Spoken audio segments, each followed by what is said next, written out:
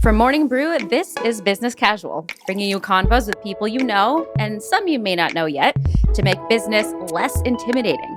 Because money talks, but it does not have to be dull. I'm your host, Nora Ali. Now let's get down to business. Business Casual. I grew up in Minnesota, which by some measures is the land of malls. It's home to the Mall of America, the biggest mall in the country, sitting on 5.6 million square feet of land with over 520 retail stores and an actual theme park inside. It's also home to the oldest mall in America, Southdale Shopping Center. The state's abundance of malls, coupled with egregiously cold winters, made hanging out at the mall the go-to, and sometimes only, social activity for me and my little high school friends growing up. Now, I shudder at the idea of socializing at a mall, and shopping in person is not my first choice. E-commerce has forever changed the way so many of us spend our money. The internet, mobile phones, 2-day delivery, sometimes even 15-minute delivery, all make it even easier to just click, spend, repeat. But even with all the conveniences we have at our fingertips, there is one troubling stat that leaves many retailers scratching their heads.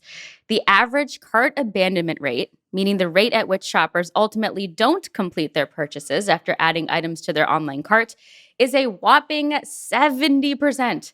That adds up to $1 trillion in lost revenue. Maju, Kuruvilla, the CEO of Bolt.com, stopped by to explain what goes on behind the scenes to get you, the consumer, to complete that transaction to buy things online, and how those items ultimately end up at your door, especially as we embrace this particular holiday shopping season, supply chain issues included. Maju knows a thing or two about online retail. He was Amazon's VP and GM of Global Logistics, where he helped develop Amazon's signature 2-day shipping and one-click checkout feature. All of that and more after a quick break.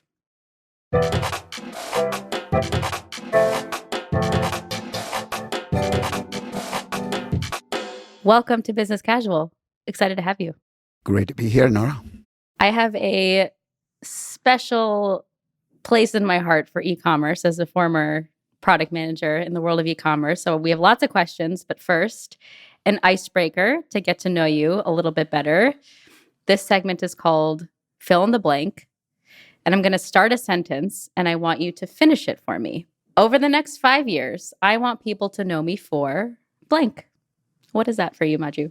Building the most impactful shopper network on the planet. That's pretty good. I like that. So speaking of which, let's get into shopping and e-commerce. So a lot of us take online shopping for granted because it's so easy, it's so immediate, but not everyone knows how it actually happens.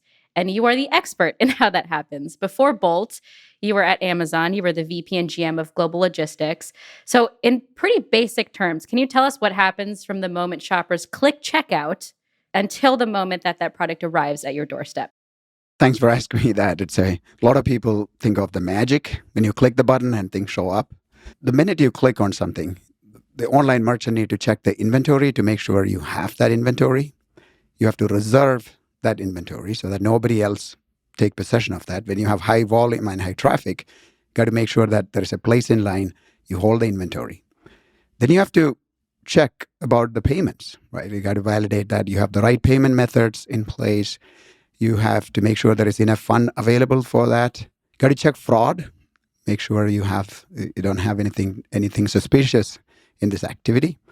Then you have to decide where are you going to fulfill this from. This inventory might be sitting. You have to find what is the closest one that's sitting to the customer. Drop this order right there. And it comes down to the fulfillment center. Now you have somebody see this based on the technology they use, get the item, find the appropriate box to put this in, find the appropriate packaging materials to protect it, pack it, find the shipping label, goes on a truck. Usually go to a distribution center from where it goes to on a smaller last mile delivery truck. From there, it shows up right at your doorsteps. And it used to take, weeks to make that all happen.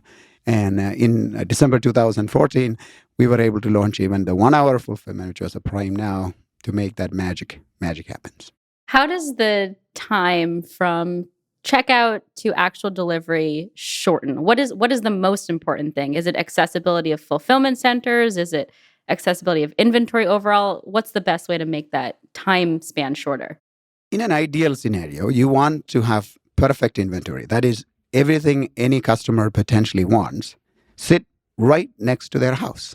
So when somebody ordered, there is a bunch of delays that happen purely on the internet side, like the fraud check, payment validation, and all of that, which usually happens pretty fast behind the scenes. But if you have the inventory sitting right next to the customer, then you can just give it to them. But the problem is inventory is costly. So you have to be more capital efficient. So then you look at how do you consolidate this inventory closer to the customer, yet not replicate it. You reduce the overall inventory, and then oftentimes you try to centralize it. And a massively optimal one means you only have one fulfillment center sitting for the entire, for example, the US. On one side, you could have all inventory every customer wants sitting right next to the customer, or all inventory every customer wants in one building in the middle of the US so you can ship from. It's a cost optimization, cost and speed. You work on those two, and you have to figure out what is the right optimal balance. Nowadays, my kids buy something, and if it doesn't show up within an hour or two, they get upset. Yeah, the expectation is really high. And you started at Amazon in 2013. Obviously, a lot has changed in e-commerce since then. What would you say is the most important thing for consumers? Because now we take speed for granted. We take free shipping for granted. Now there's more concern around environmental friendliness, for example. So from your perspective, what do consumers care about when it comes to e-commerce now? It has been an evolution, right? Like in 2014, December, when we launched Prime Now, I was honored to be one of the first people to go and deliver this directly to the customers.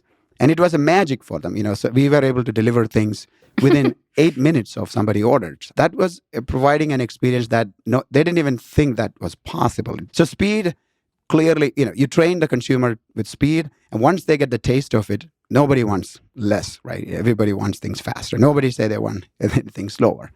But what we are seeing now is a lot more, the newer generation is trending towards the experience. They want to understand more about the brand. They want to know what the brand stands for. And so that connection with the brand and the experience of shopping, whether that's live streaming, whether that's, they're following some influencers and identifying trends and wanting to buy something. So a lot more of that experiential aspect and connection to the brand is becoming very much more important right now, beyond the table stakes of price, selection, and convenience. We'll get to that experience and how Bolt fits into it in a moment, but I want to go back to this idea of speed, where you said if someone gets a product in 8 minutes, now this is something that they expect going forward. And for Amazon, do you feel like Amazon manufactured this need for speed, where we had no clue we could get stuff immediately? And now there's so many 15-minute grocery delivery startups now. If this is a manufactured need, do you think those kinds of companies will be able to sustain themselves and actually create robust businesses? Well, it's like internet, Nora. The way I think about it is back in the day, internet was very slow. I mean, you used to dial up internet and things used to take forever to download. Then came technology with fiber optics and do things what we are doing right now. We are streaming and live streaming over the internet. Now that we know this, everybody is used to it. There's no going back, right? So now the question really to the retailers and everyone in the industry is like, how are you going to meet the consumer or the customer where they are? Whatever we train the consumer, it is what it is. So the question is, how do you meet their needs? How do you make it more effective? There are some innovations, for example. I mean, not everything needs to come in super fast also. It's not all about speed. For example, there are innovations to say that, hey, you get a delivery every week, everything you want, and we just keep shipping it every week. And people are more conscious about sustainability. And so if you know that less trucks are driving around and less packaging materials are used, people are willing to wait. Yeah, definitely. And if you're willing to wait or have a recurring subscription, often that means a lower price point. So you're getting something in exchange for the speed trade-off. So after leaving Amazon, you went on to Bolt.com. You're now currently CEO. Bolt, as we know, enables one-click checkout, which Amazon itself popularized. So what kinds of merchants are you working with at Bolt, and where and how might our listeners come across Bolt's technology? So one of the things I realized working at Amazon is like consumers, we talked about the convenience of one click and how easy people want to buy. They really like that. They got used to it. Now, people also want to buy from places beyond Amazon. But the problem is that technology doesn't really exist for most of the merchants outside of Amazon. I don't know, no, last time you went to buy something outside of some new brands, you go, you really like something, you want to buy it, and then you click on the buy, and then it is asking for a long order form where you have to type in all of your information and all of your credit card details. You don't expect that. And even with the younger consumers who have even less span of attention, this is a distraction that they don't want to move forward. So what Bolt is providing is that accelerated buying experience. When you want to buy something, how can we make that buying super easy? We started working for like small and medium businesses, which we continue to do. But what we have done over time is we expanded our services to everybody because we found that as much as this is a problem for the small and medium business, it's a bigger problem for larger merchants, and it's a bigger problem for large portfolio merchants. And the way we provide is fairly unique in the sense that we provide a white labeled or a gray labeled product for merchants. So we provide an in-brand experience for merchants. You would see that there are buttons nowadays that allow you to do sometimes a faster checkout. And one or two would have been good, but now there are so many buttons that allow you to make a buying the choice on a merchant site. And while that's helpful for shoppers, it would be great if the merchant natively provide that one-click checkout experience, just like how Amazon does. So all the information for the user is stored where then, such that it's easy for the merchant to extract that information? Yeah, think of it's a network of shoppers. Let's say I go and shop on a particular site, for example, something like a Lucky Jeans brand site. I go, I buy something, and even if I've never been on that site, what we look for is have that shopper shopped on any of the other sites that use Bolt checkout. And if they have shopped anywhere else, we go look up and say, we know who you are, and we have all your information. Why don't we skip all the friction extra process that usually you have to go through and just give you an accelerated one-click checkout experience? But it also matters to the retailers because we know when we provide that accelerated checkout experience without friction, there is a 30 to 50% increase in conversion at that checkout. So you're essentially helping merchants to increase their top line by accelerating or providing that accelerated checkout experience. We're going to take a very quick break. More with Maju when we return. Business casual. So you mentioned that this one-click checkout experience, issues with conversion at the end of a checkout experience is an issue for large and small merchants alike. You wrote on a blog post for Bolt that the average cart abandonment rate in e-commerce is 70%, which adds up to $1 trillion in lost annual revenue. So this is people adding things to their cart and leaving and not actually checking out. So does this final step get neglected by merchants? Is it just hard for consumers to commit at the end of the transaction? Why are we seeing such a high cart abandonment rate? It's the biggest pet peeve of mine.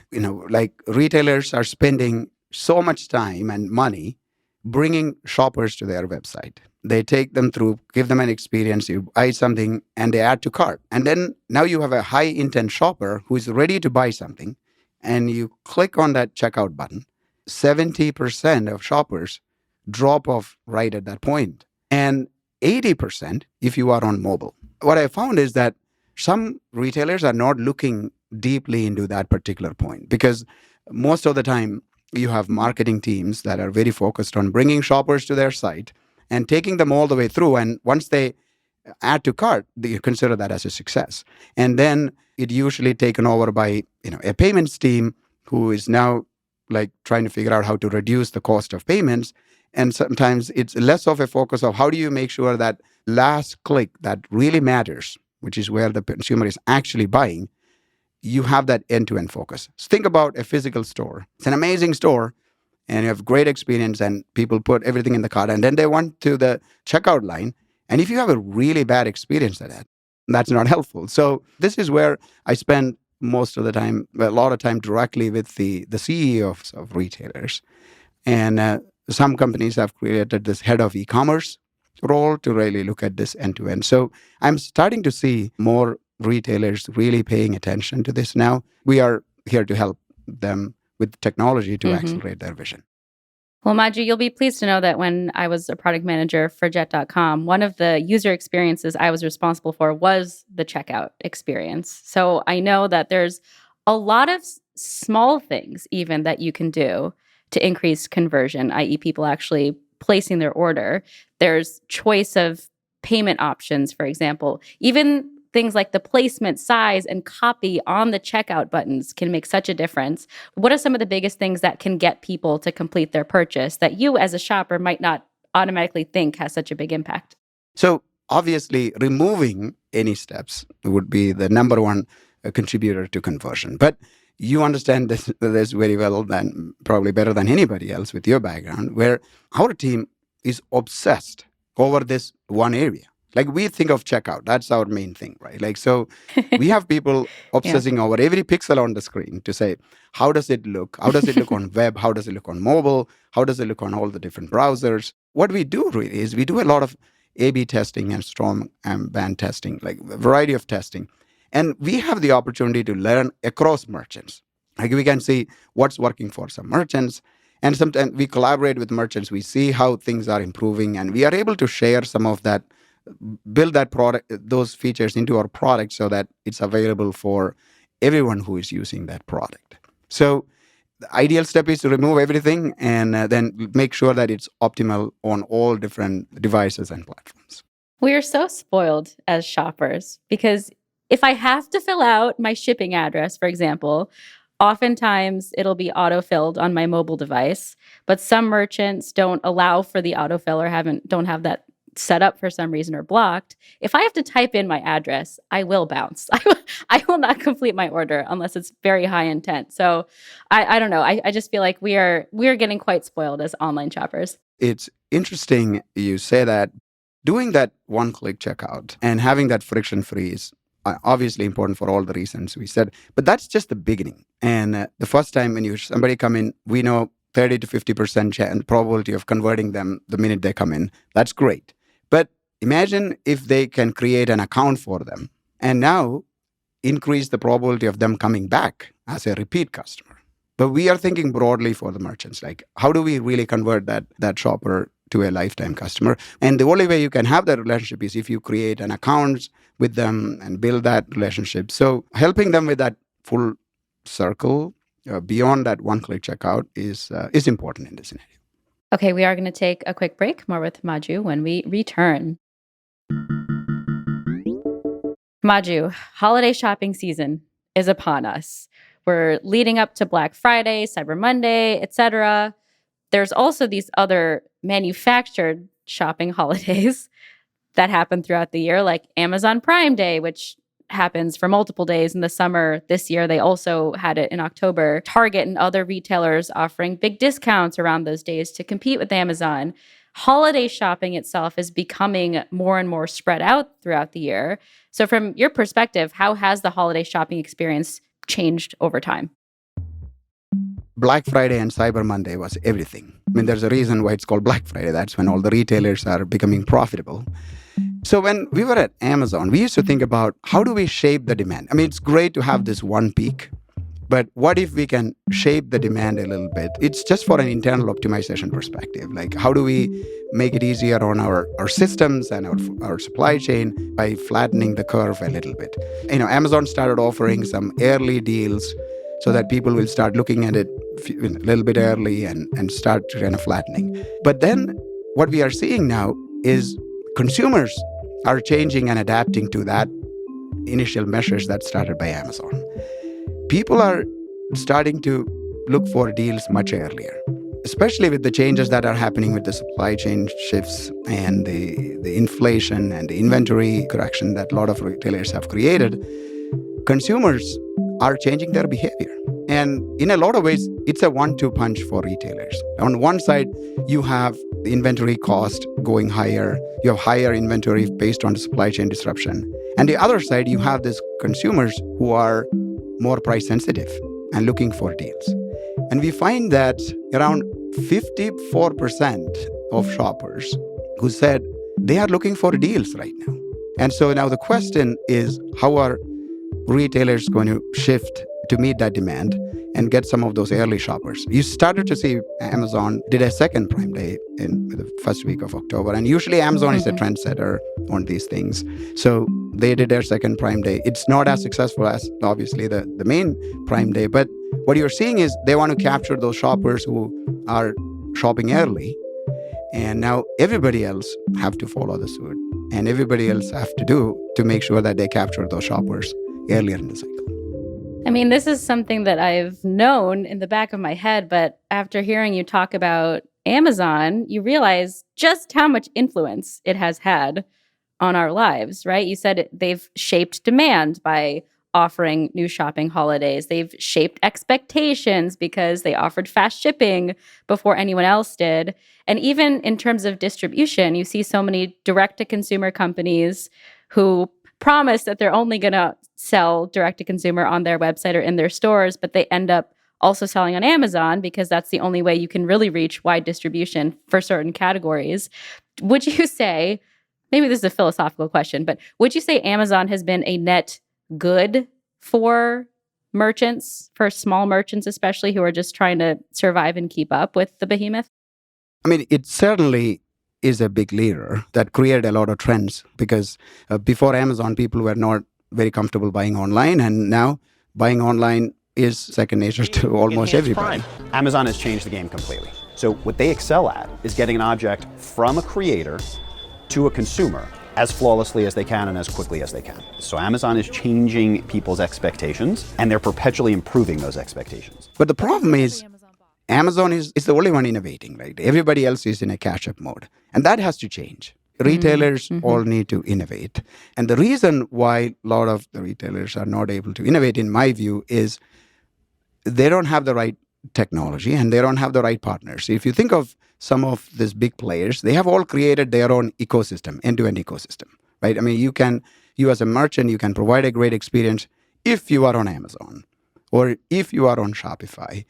And while that's good, the problem is for innovation to happen, there needs to be a lot more decentralization needs to be available, right? Like their merchants should be able to pick and choose, and there has to be a lot more innovation. And you see in Asia, like especially in China, there's a lot more innovation happening in payments and retail.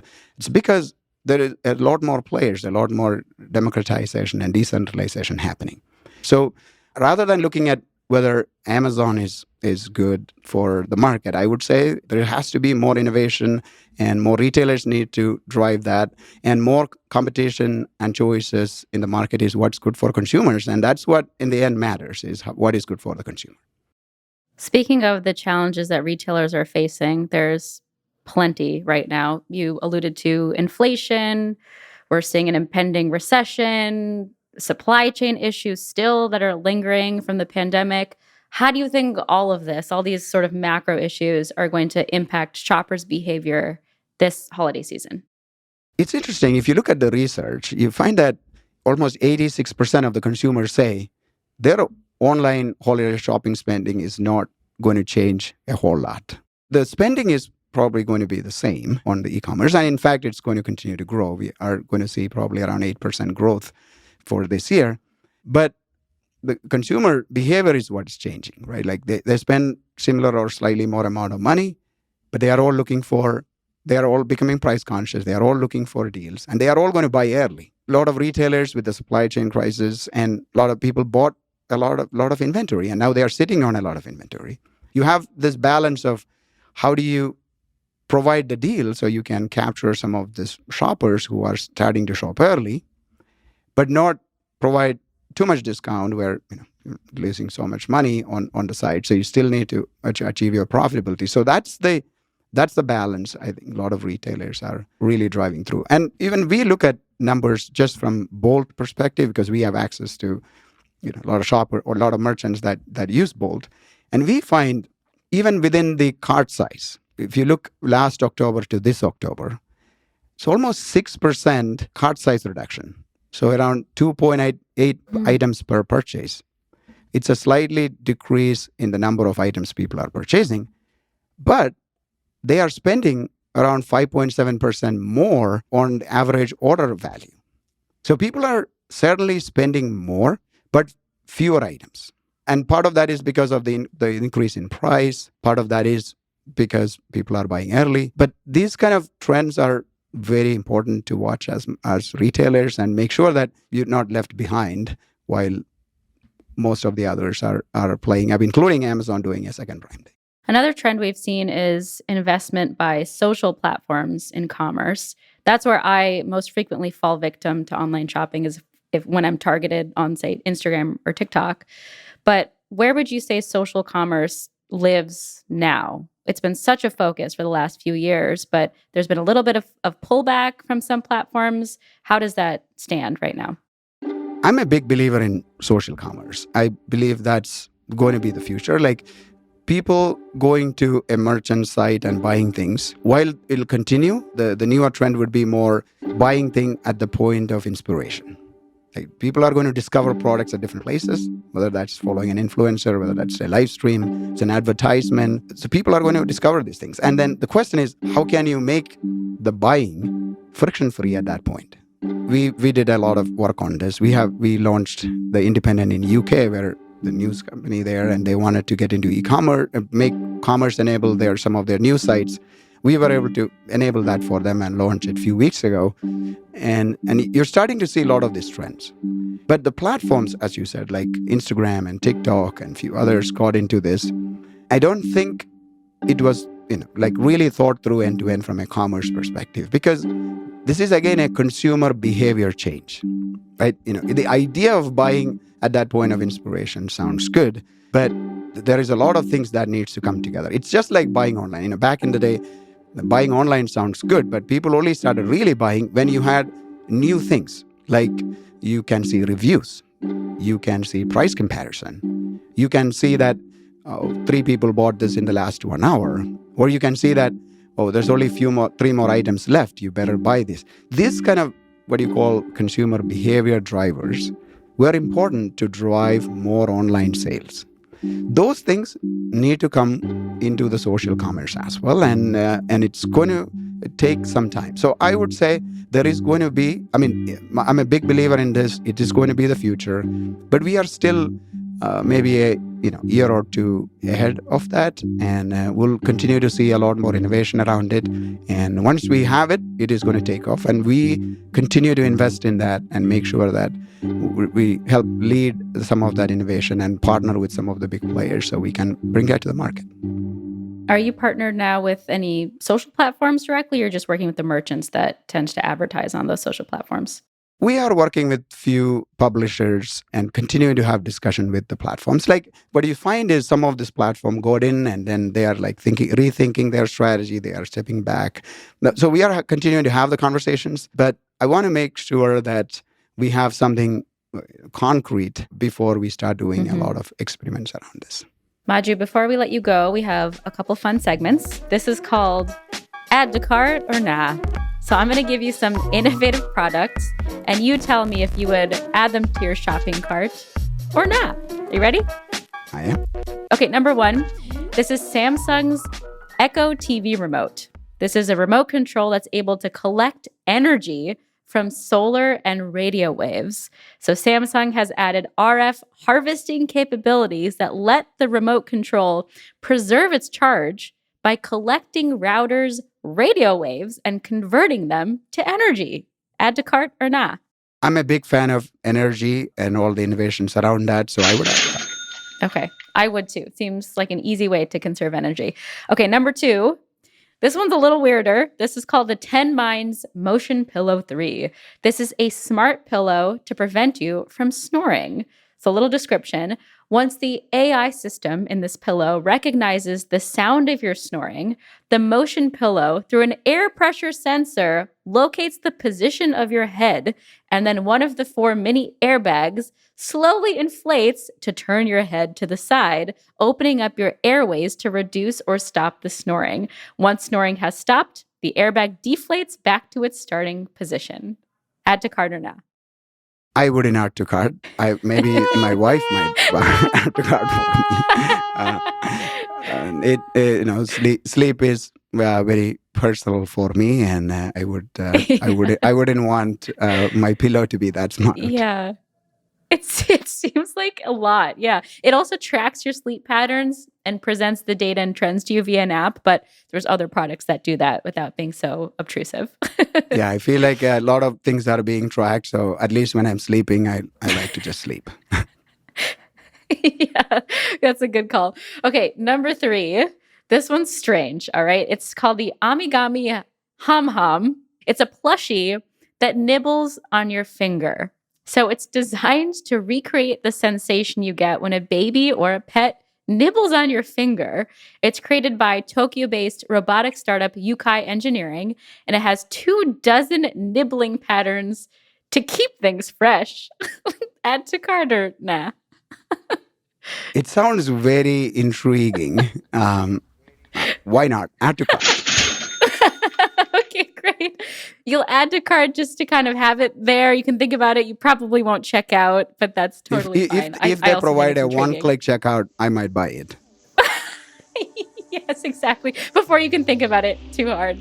I love it. Awesome. Well, we will leave things there. This has been such a pleasure. Maju, thank you so much for joining us on Business Casual. Thank you, Nora. This is Business Casual, and I'm Nora Ali. You can follow me on Twitter at Nora K. Ali. That's Nora, the letter K, Ali. And I would love to hear from you. If you have ideas for episodes, comments, and thoughts on episodes you loved, fun segment ideas, just shoot me a DM and I will do my very best to respond. You can also reach the BC team by emailing businesscasual@morningbrew.com or call us. That number is 862-295-1135. And if you haven't already, be sure to subscribe to Business Casual on Spotify, Apple Podcasts, or wherever you listen. And if you like the show, please leave a rating and a review. It really, really helps us. And guess what? We are on YouTube. So if you've ever wondered what I look like, what our guests look like, or what anything else looks like, full episodes are available on our very own YouTube channel. That's Business Casual with Nora Ali. Again, Business Casual with Nora Ali on YouTube. Business Casual is produced by Catherine Millsop, Olivia Mead, and Raymond Liu. Additional production, sound design, and mixing by Daniel Marcus. Kate Brandt is our fact checker, and A.B. Silver is our senior booking producer. Sebastian Vega edits our videos. Our VP of Multimedia is Sarah Singer. Music in this episode from Daniel Marcus and the mysterious Breakmaster Cylinder. Thanks for listening to Business Casual. I'm Nora Ali. Keep it business and keep it casual.